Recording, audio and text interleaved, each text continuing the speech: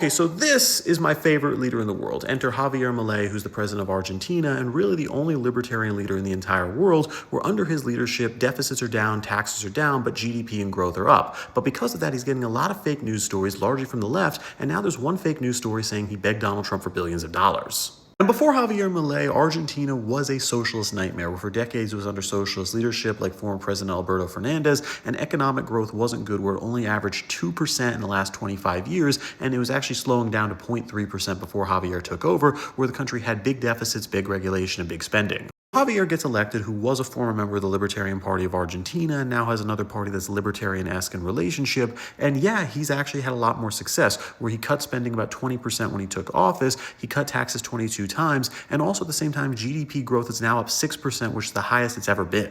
Still, because of the success, Javier is facing a lot of lies about him, particularly from the left, with the biggest one by far being this claim that Javier came to the United States and met with Donald Trump saying his ideas aren't working, the country's in debt, we're about to go bankrupt, and they need $20 billion from the United States in aid, or else his ideas of capitalism are going to look bad and it's going to reflect badly on Trump, so Trump gave it to him. That's just complete and totally false, because the year Javier took over under the socialist leadership, the deficit was $34.6 billion for that year. Now, the year after that happened, the surplus was about $2 billion.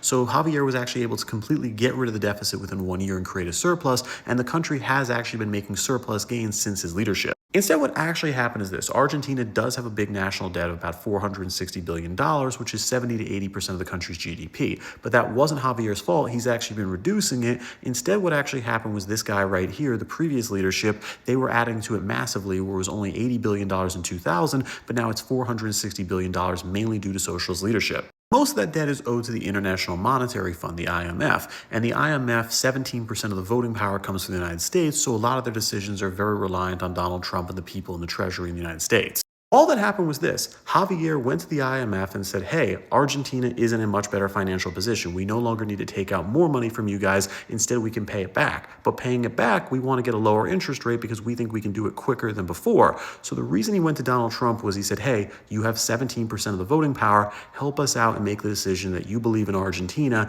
You believe that we can pay this back quicker and we don't have to pay as high of an interest rate anymore.